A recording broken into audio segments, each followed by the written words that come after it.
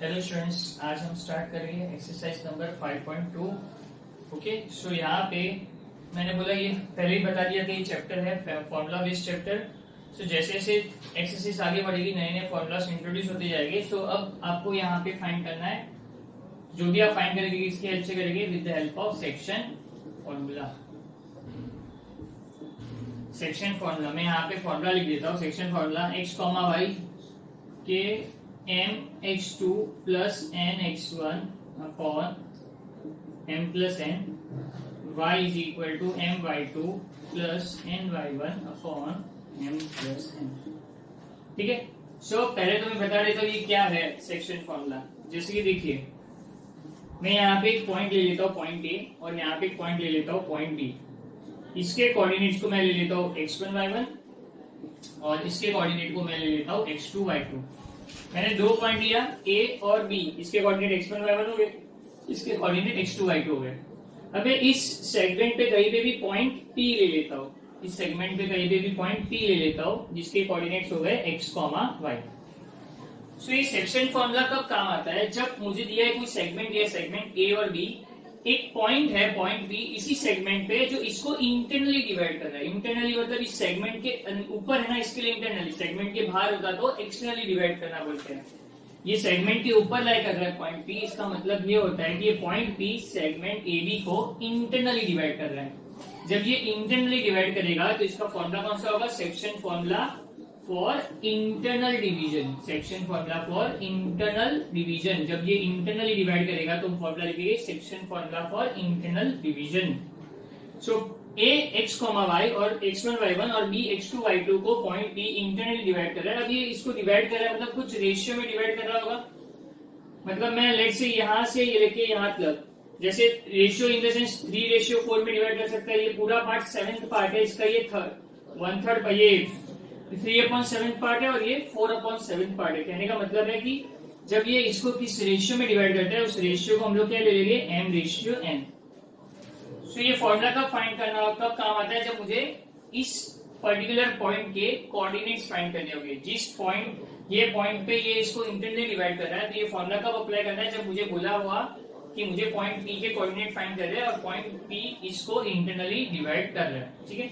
सो आपके ये आपको यहाँ पे एक्सटर्नल डिवीजन का फॉर्मूला यूज आएगा नहीं, क्योंकि आपके कंसेप्ट में यहाँ पे इंक्लूड नहीं किया हुआ है। सो आपको एक ही फॉर्मूला याद रखना है, section formula of internal division, और जो कि है x is equal to mx2 plus nx1 upon m plus n, y is equal to my2 plus ny1 upon m plus n। ठीक है। यहाँ पे हम लोग ये फॉर्मूला मैं यहाँ पे साइड पे लिख देता हूँ, जैसे जैसे समझ आएंगे आपको ये क्लियर होता जाएगा। ठीक है। सो हम लोग आगे बढ़ते हैं इसमें।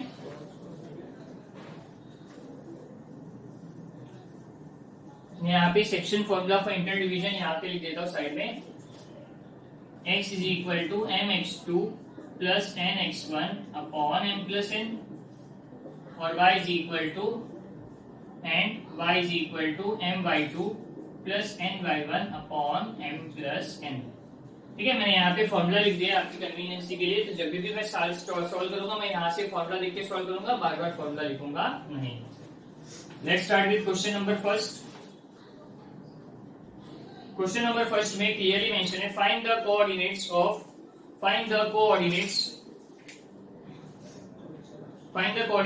Point P if P divides the segment joining the points A। P divide कर रहा है, क्वेश्चन में क्लियरली दिया हुआ है P divides the point joining the segment AB।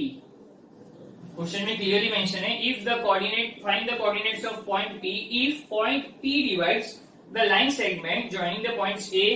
A क्या दिया हुआ है? -1,7 और B दिया हुआ है 4,-3 and in the ratio of 2:3। ये इसको किस रेशियो में? m रेशियो एन क्वेश्चन में दिया हुआ है, दैट इज 2:3।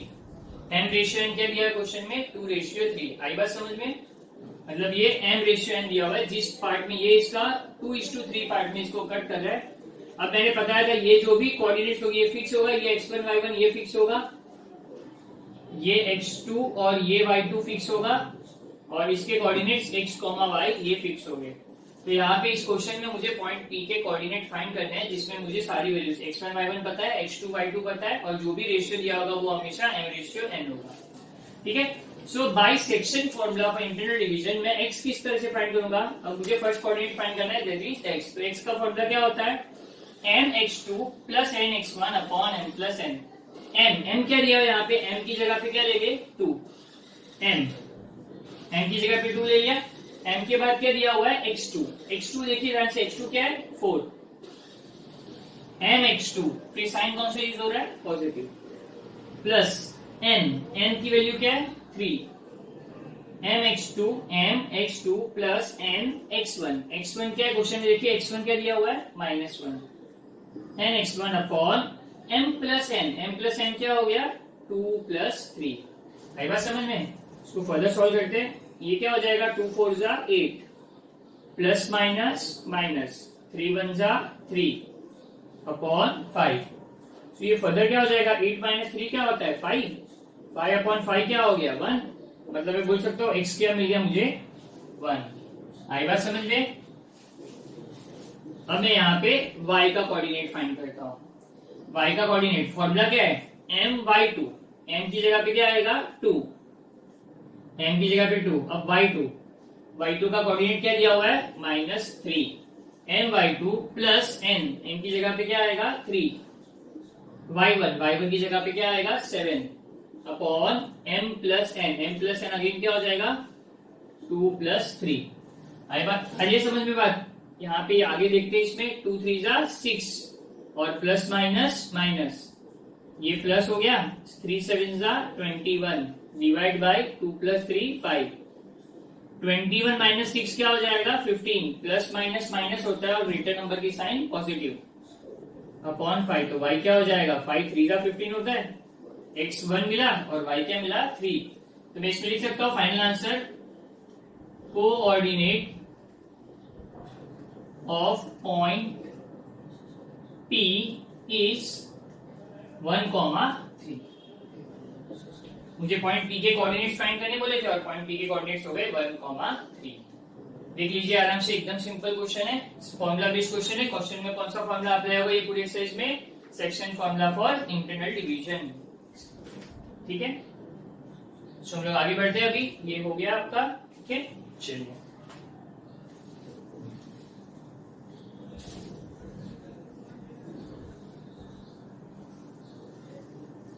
फॉर्मूला मैं ऐसे ही लिख रहा हूँ यहाँ पे। अब सेकंड पार्ट पे बढ़ते हैं। इसके सेकंड पार्ट में दिया हुआ है, in each of the following example find the coordinates of point A which divide segment PQ. Question में ध्यान से देखिए, find the coordinates of point A which divides segment PQ. PQ segment है और पॉइंट ए इसको divide कर रहा है। आई बात समझ में। सो यहाँ पे पी के कोऑर्डिनेट्स क्या ले दिए हुए -3 और 7 और क्यू के कोऑर्डिनेट्स दिए हुए हैं 1 और -4। और क्वेश्चन में ए रेशियो बी मेंशन किया हुआ है। ए रेशियो बी क्या मेंशन किया है 2:1। और मुझे ए के कोऑर्डिनेट्स फाइंड करने। ए के कोऑर्डिनेट क्या ले लेता हूं मैं, x y होता है, ये जो मिडिल पॉइंट होता है कहीं पे भी कोई भी पॉइंट होगा उसके कोऑर्डिनेट्स फिक्स क्या होगा x y। ये होगा x1, ये होगा y1, ये होगा x2 और ये होगा y2। आई बात समझ में। फॉर्मूला वही लेना है हमको, फॉर्मूला यही लेंगे, खाली हमको क्या ध्यान रखना है, जहां जहां m और n आएगा वहां वहां हमको a और b की वैल्यू लेनी है। रेशियो कुछ भी फॉर्म में दे सकते हैं, इन लोग में m/n के बदले a रेशियो भी दिया हुआ है, तो इससे कोई फर्क पड़ेगा नहीं। क्वेश्चन में फॉर्मूला हमारा किस तरह से हो जाएगा, ax2, यहाँ पे m और n है तो यहाँ पे a और b, ax2 plus bx1 upon a plus b, और यहाँ पे ay2 plus by1 upon a plus b। ठीक है, अब आराम से फॉर्मूला देख लीजिए फिर हम लोग। सो आपने देख लिया होगा फॉर्मूला, अब हम आगे बढ़ते हैं। ठीक है, सो स्टार्ट करते हैं। यहाँ पे क्वेश्चन में मैंने सारी वैल्यूज लिख दी है। मैंने यहाँ पे फॉर्मूला अप्लाई कर देता हूँ। मुझे x, y के वैल्यू फाइंड करनी है, x, y। तो x का फॉर्मूला क्या हो जाएगा, mx2 plus nx1 upon m plus n के बदले ax2 plus bx1 upon a plus b। So what is a2, ax1 is x1 क्या है -3 प्लस b के बदले क्या आएगा 1 ax1 plus ax2 plus bx1, sorry यहाँ पे मिस्टेक हो गया, क्वेश्चन में दिया हुआ ax2 क्या है 1, ax2 plus bx1 plus b के बदले क्या आ जाएगा 1, x1 क्या है यहाँ पे -3 अपॉन a प्लस b मतलब 2 प्लस 1। मैं यहाँ पे इसको सॉल्व कर देता हूँ, 2 1 जा 2 प्लस माइनस माइनस 3 1 जा 3 अपॉन 3, 2 माइनस 3 क्या होता है -1 और नीचे आ गया 3, 2 माइनस 3 -1 अपॉन 3। तो ये मुझे x की वैल्यू मिल गई -1 अपॉन 3। अब हम लोग y की वैल्यू सेम वे में फाइंड करते हैं। y की वैल्यू क्या हो जाएगी, अब ये क्या हो जाएगा a/2 plus b/1 upon a plus b। What is a is 2, a/2 की वैल्यू क्या आएगा -4, a/2 प्लस b की जगह पे क्या आएगा 1, a/2 प्लस b/1 क्या है 7 अपॉन a प्लस b क्या हो जाएगा 2 प्लस 1। सो ये हो जाएगा -8 प्लस 7 अपॉन 3, तो y क्या हो जाएगा -1 अपॉन 3। सो यहाँ पे मैं बोल सकता हूँ a का कोऑर्डिनेट ऑफ पॉइंट a क्या मिला, मैं यहाँ पे लिख देता हूँ coordinate of point a is -1 upon 3, -1 upon 3। दोनों का आंसर सेम आया। अगर आपको चाहिए तो मैं वापस समझा देता हूँ, आराम से देखिए। ax2 प्लस bx1, a की जगह पे 2 आ गया, x2 की जगह पे x2 क्या है 1 प्लस b की वैल्यू क्या है यहाँ पे b की वैल्यू है 1, x1 क्या है -3 अपॉन a प्लस b मतलब 2 प्लस 1, 2 1 जा 2 प्लस माइनस माइनस 3 1 जा 3 और नीचे आ गया 3, तो x is equal to -1 upon 3। Same way में मैंने यहाँ पे अप्लाई कर दी value a/2, a is 2, y2 is -4 plus b क्या है 1 और y1 क्या है 7 अपॉन a प्लस b, 2 4 जा 8 होता है प्लस माइनस माइनस और ये प्लस 7 हो गया upon 3, y is equal to -1 upon 3। इसके लिए कोऑर्डिनेट ऑफ पॉइंट a मिल गया -1 अपॉन 3, -1 अपॉन 3। सो अगर आपको कहीं पे भी कोई डिफिकल्टी लग रही है तो आप क्या करोगे, आप पेन और पेपर लेके साथ साथ में सम सॉल्व करो, पॉज करो वीडियो, सॉल्व करो, फिर वापस आगे देखो, फिर पॉज करो, तो इससे आपको कंफ्यूजन नहीं रहेगा कब कौन सा कोऑर्डिनेट लेना है, कौन सी वैल्यू अप्लाई करनी है, आपको एकदम क्लियर हो जाएगा।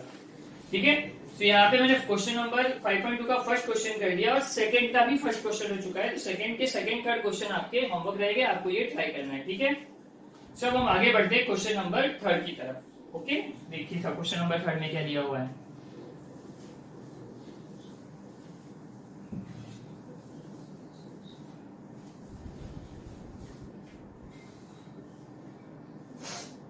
Find the ratio. अब हमको बोला क्वेश्चन में फाइंड द रेशियो फाइंड करना मतलब क्या हो गया, m रेशियो n फाइंड करना है। ठीक है, find the ratio in which point t divides, question में क्लियरली मेंशन है रेशियो फाइंड करो इन विच पॉइंट t डिवाइड्स, जो जिसके आगे डिवाइड लिखा होगा वो पॉइंट क्या होगा, इनके कहीं पे भी बीच में आ जाएगा। आपको एग्जाम में डायग्राम ड्रॉ करने की जरूरत नहीं है, आपके सिर्फ कन्वीनियंस के लिए है। आप इसको रफ में ड्रॉ करके रफ करना है तो भी रफ कर सकते हो, एग्जाम में डायग्राम ड्रॉ करना कंपलसरी नहीं है, सिर्फ आपके अंडरस्टैंडिंग के लिए। ठीक है, सो पॉइंट टी डिवाइड कर रहा है, पॉइंट टी के कोऑर्डिनेट्स क्या दिए हुए हैं -1, 6। Point T divides the line segment joining the points P and Q। Point P दिया हुआ है -3, 10 और Q दिया हुआ है 6, -8। पॉइंट P दिया है -3, 10 और Q दिया हुआ है 6, -8 और T इसको डिवाइड कर रहा है। ठीक है, सबसे पहले तो मुझे पता है ये वाला पार्ट क्या हो जाएगा x1, ये वाला पार्ट हो जाएगा y1, ये वाला पार्ट हो जाएगा x2 और ये वाला हो जाएगा y2 और इसके कोऑर्डिनेट्स को हम लोग लेते हैं x, 5। आई बात समझ में, ये हम लोग ने कोऑर्डिनेट्स किस तरह से लेने ये तो क्लियर हो गया, ये x1 y1, x, y और ये x2 y2। अब इसमें हमको फाइंड क्या करना है, m रेशियो n फाइंड करना है। ठीक है, तो जब भी इस तरह से क्वेश्चन आएंगे तो आपको सिर्फ क्या करना है, कोई भी एक पार्ट सॉल्व कर लो, जैसे कि या तो x वाला पार्ट सॉल्व करो या तो y वाला पार्ट सॉल्व करो, आपको x1 y1 x2 ये m रेशियो n मिल जाएगा। किस तरह से देखिए, क्वेश्चन में मैं यहाँ पे फॉर्मूला लिख देता हूँ, x is equal to mx2 plus nx1 upon m plus n, ये मैंने फॉर्मूला लिख दिया।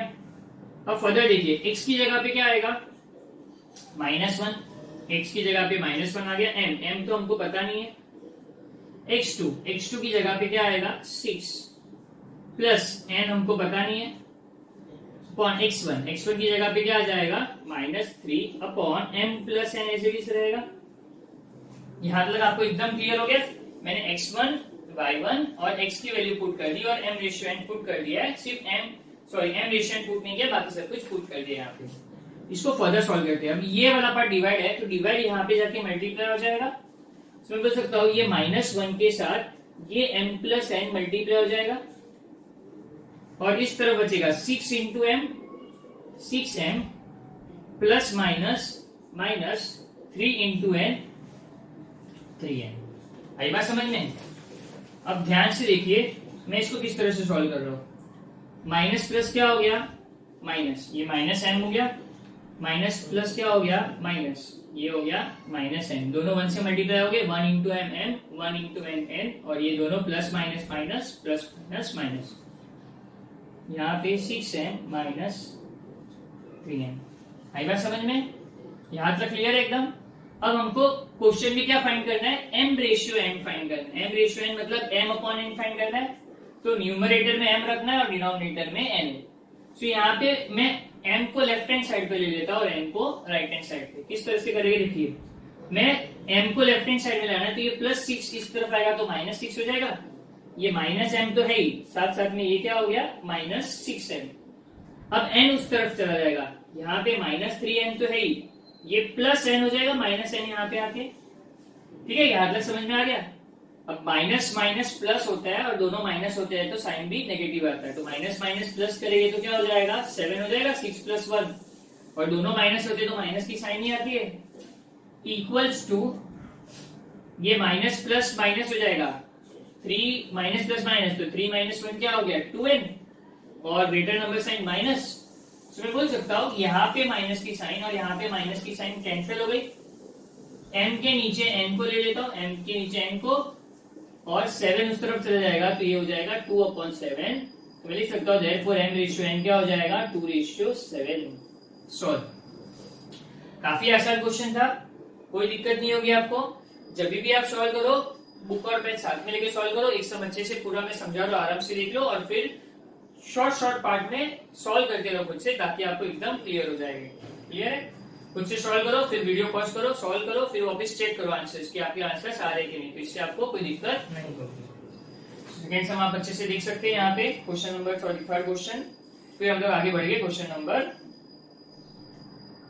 5 की तरफ। ठीक है, यहाँ पे ये रब कर देता हूं मैं।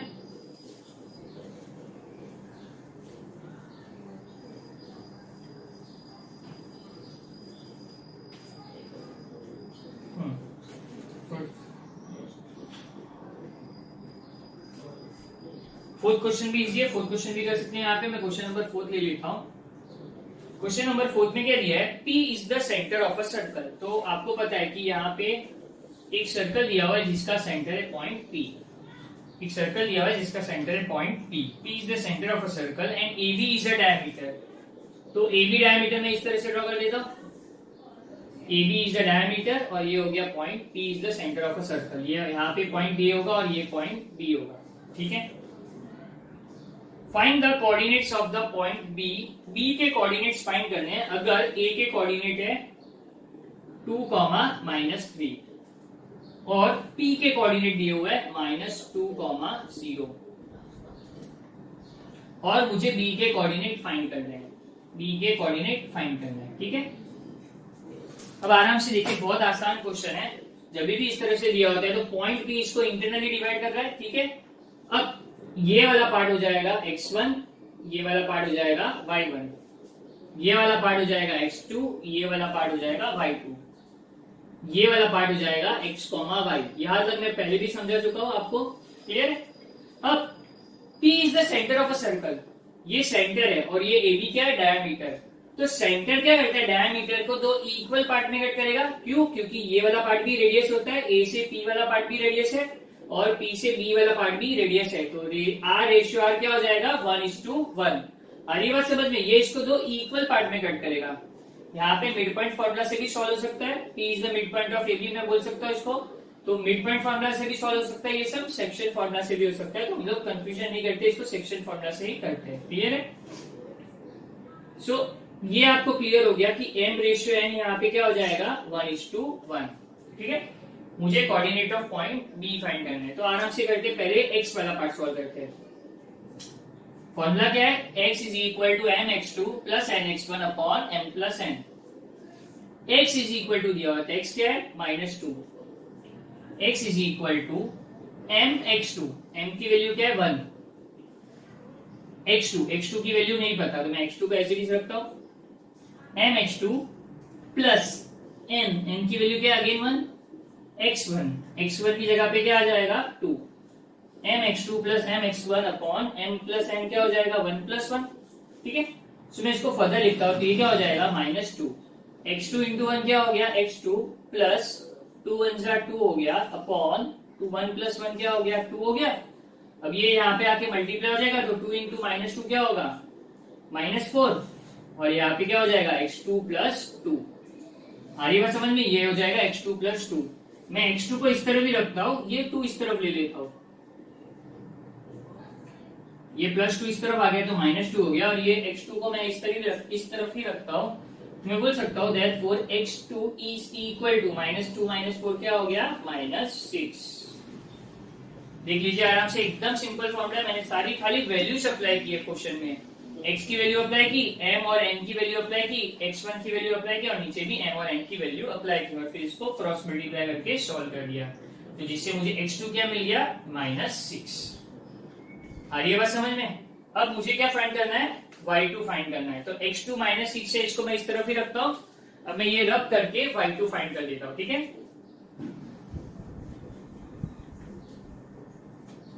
मैं यहाँ पे लिख देता हूं x2 मिला मुझे -6। ठीक है, x2 इज -6। अब मुझे y2 फाइंड करना है, तो y2 का फॉर्मूला क्या है, y2 फाइंड करने के लिए y is equal to m by 2 plus n by 1 upon m plus n। So y is equal to दिया है, y क्या है यहाँ पे 0, y इज इक्वल टू है मतलब 0 is equal to m y2, y2 की जगह पे ऐसे ही जाएगा y2 प्लस n क्या है अगेन 1 y1, n y1 क्या हो गया -3 अपॉन m प्लस n क्या हो गया 1+1। सो ये 0 इज इक्वल टू, ये हो गया y2 into 1 y2 plus minus minus 3 1 3 upon नीचे क्या हो गया 2, 1+1 2। अब 2 को मैं इस तरफ मल्टीप्लाई करूंगा 0 से, तो ये 2 0 हो गया, और ये क्या हो गया y2 -3, ये हो गया y2 -3। -3 जब इस तरफ आएगा तो ये क्या हो जाएगा +3, और ये क्या हो जाएगा इज इक्वल टू y2। सो आप देख सकते हैं यहाँ पे मुझे x2 और y2 दोनों मिल गए, x2 और y2 दोनों मिल गए, मतलब मुझे कोऑर्डिनेट ऑफ पॉइंट B मिल गया। तो लास्ट में हमारा फाइनल पार्ट क्या होगा, coordinate of point B is x2, y2 के बदले क्या आ जाएगा, x2 क्या है हमारा -6, y2 क्या है 3। That's all. Coordinate of point B is -6, 3। अच्छे से देख लीजिए आप। ठीक है, हम लोग आगे बढ़ते हैं नेक्स्ट सम की तरफ।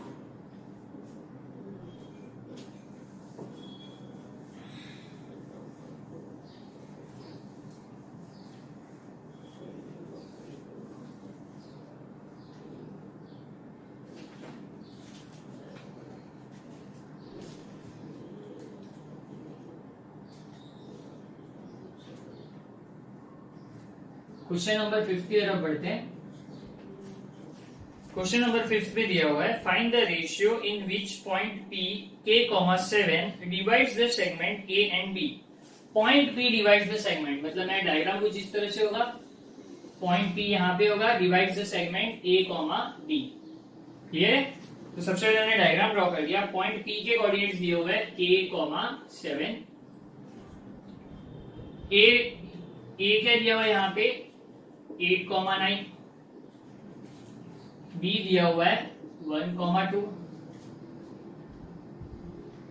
पहले मुझे बोला है फाइंड द रेशियो, मतलब मुझे पहले m रेशियो एन फाइंड करना है, पहले मुझे m रेशियो एन फाइंड करना है, और बाद में बोला है also find the value of k, also find the value of k। ये k भी मुझे फाइंड करना है, पहले मुझे m रेशियो एन फाइंड करना है और उसके बाद मुझे k की वैल्यू फाइंड करनी है। ठीक है, ये x1, ये y1, ये x2, ये y2, ये x और ये y। तो जब भी आपको इस तरह से क्वेश्चन आते हैं m रेशियो n भी फाइंड करना है और k भी फाइंड करना है, जब भी आपको इस तरह से क्वेश्चन आएंगे तो आपको क्या देखना है, x और y की तरफ देखना है। जिसके भी कोऑर्डिनेट्स दिए होंगे ना, x का कोऑर्डिनेट मिसिंग है यहाँ पे k और y का कोऑर्डिनेट दिया होगा, तो जब भी इस तरह से क्वेश्चन आएंगे तो पहले आपको जिसके कोऑर्डिनेट दिए होंगे वो वाला पार्ट पहले सॉल्व करना है और उसके बाद मिसिंग कोऑर्डिनेट वाला सॉल्व करना है। मतलब यहाँ पे मुझे पहले सेकंड फॉर्मूला से यहाँ पे सेकंड फॉर्मूला लेना पड़ेगा, क्योंकि मुझे y की वैल्यू दी हुई है तो मुझे y वाला फॉर्मूला फर्स्ट लेना पड़ेगा। ठीक है,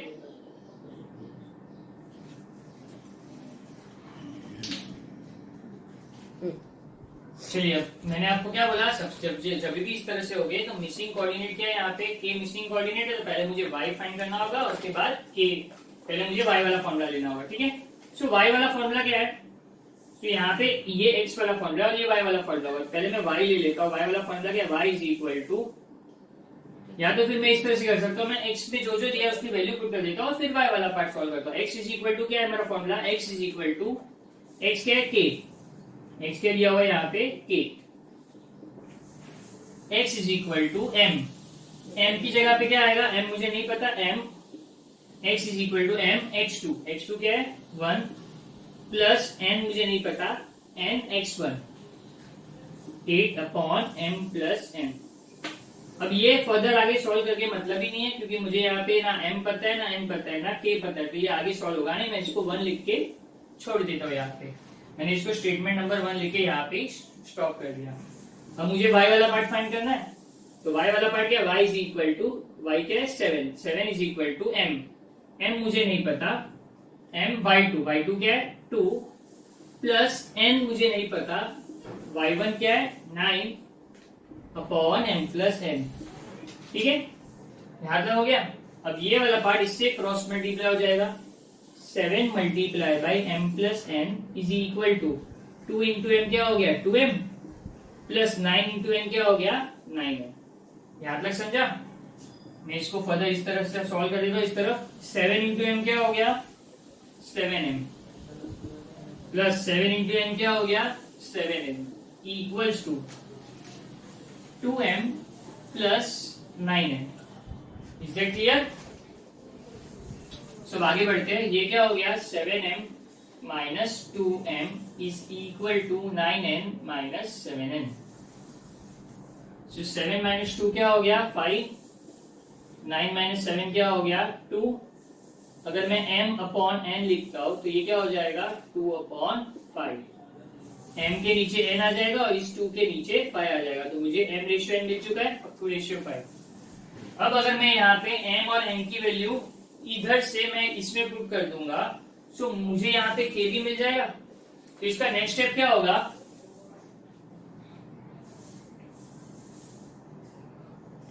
मैं यहाँ पे 2 लिख देता हूं, तो यहाँ पे मैं लिख सकता हूं from 1 and 2 k is equal to, from 1 and 2 मैं यहाँ पे लिख सकता हूं k is equal to m ratio n। तो m की जगह पे क्या आ जाएगा m इज 2, न्यूमरेटर में m है तो m के सामने क्या आएगा m इज 2 इंटू 1।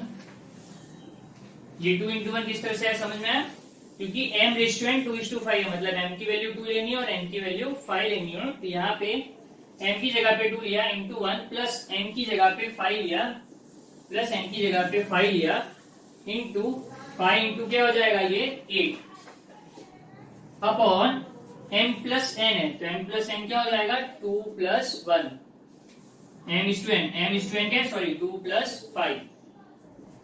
प्लस 5, सो ये हो जाएगा k इज इक्वल टू 2 1 जा 2 प्लस 5 8 जा 40 अपॉन 7। 40 प्लस 2 क्या होता है 42 upon 7 is equal to 6, therefore k is equal to 6। Is that clear. पहले मैंने m रेशियो n फाइंड किया, पहले मैंने सेक्शन फॉर्मूला लिखा x की वैल्यू, ये वाला पार्ट आगे सॉल्व नहीं हो रहा था, मैंने इसको 1 लिख के स्टॉप कर दिया। फिर वही सेक्शन फॉर्मूला से मैंने y वाला फॉर्मूला लिया, तो मुझे यहाँ पे m रेशियो n मिल गया। फिर ये m रेशियो n की वैल्यू मैंने वापस से यहाँ पे पुट कर दी, फ्रॉम 1 and 2 मुझे यहाँ पे k की वैल्यू मिल गई। सो कोऑर्डिनेट्स यहाँ पे मेरे को m रेशियो क्या मिला 2:5 और कोऑर्डिनेट ऑफ पॉइंट k क्या मिला, सॉरी पॉइंट k क्या मिल गया मुझे 6। यहाँ पे k की वैल्यू मिल गई मुझे 6। ठीक है, आप एकदम अच्छे से गो थ्रू कर लीजिए, फिर हम लोग नेक्स्ट सम की तरफ बढ़ते हैं।